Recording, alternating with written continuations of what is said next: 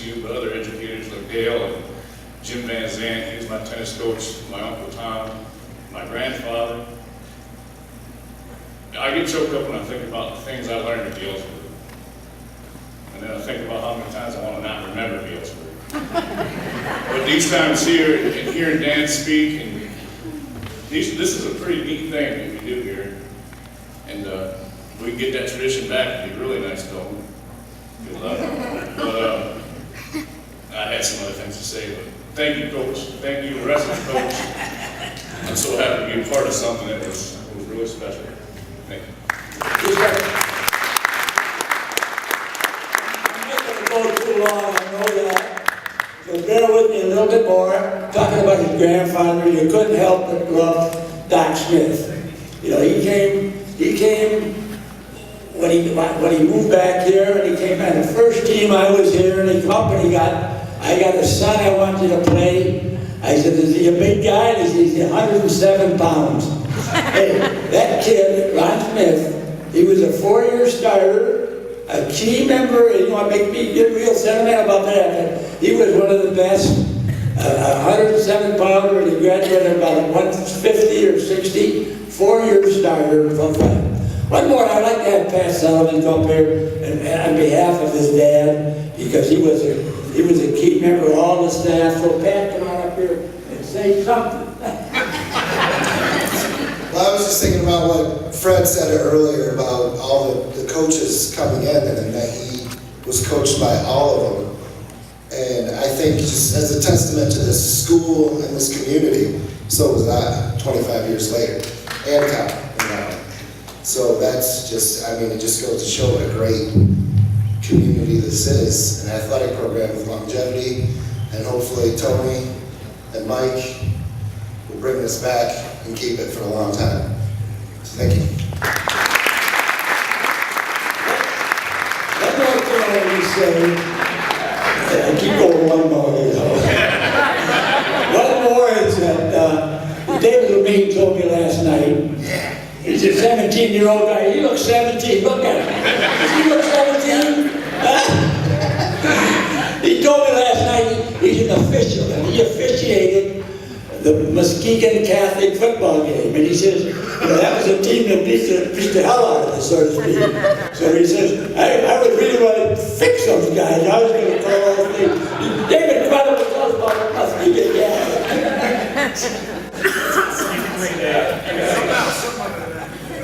Yeah, I'm not going to talk about officiating Muskegon Catholic Central, but 15 years after we graduated, we had a reunion, so to speak, and we came back, and it was a Friday night. You know, the varsity was playing Penfield. Coach Moreland was the coach at the time, and apparently I gave a pretty rousing speech to the team. The rival one, Coach Buell's pep talks. And so all I've heard last night was these guys wanted me to get back up here and talk, but say, well, I don't want to throw any more F-bombs out there in front of young people, because it may or may not be the reason why my mom had to retire as superintendent secretary from this school, you know, 10 years ago or so forth. But no, as an Augusta kid, you know, I look back and I see, you know, when we were growing up, we were kind of separated. You know, we went to elementary in Augusta. The Galesburg kids went to elementary in Galesburg.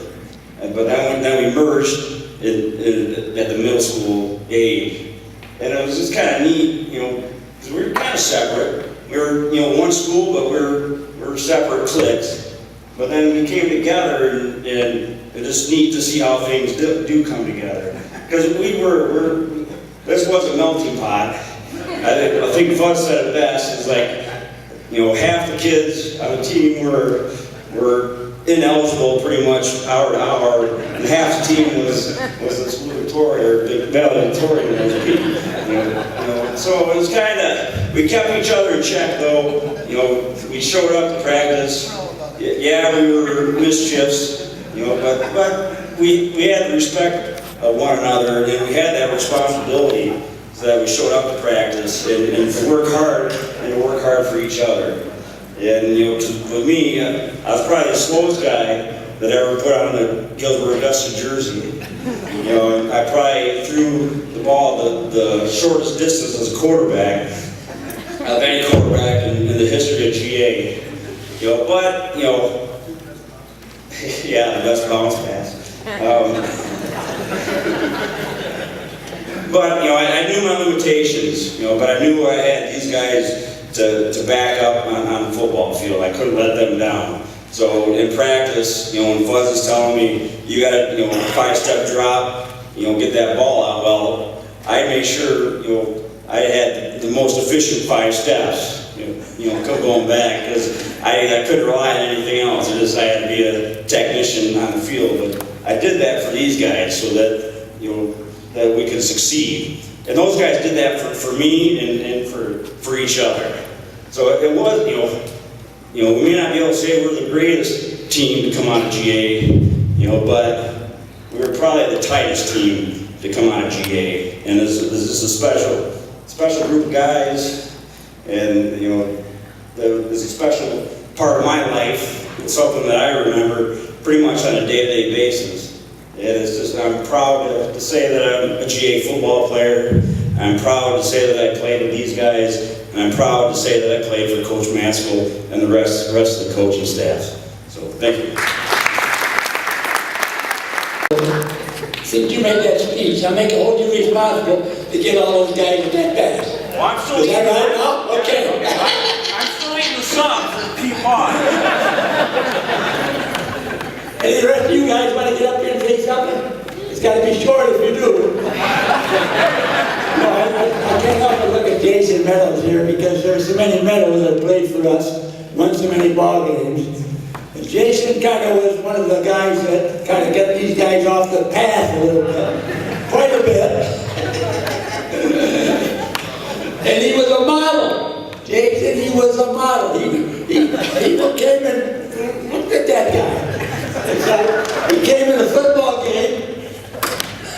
And I guess he was still dressed like a model. He got his coming to 2 minutes before the ball game. Jason, you got something to say? No,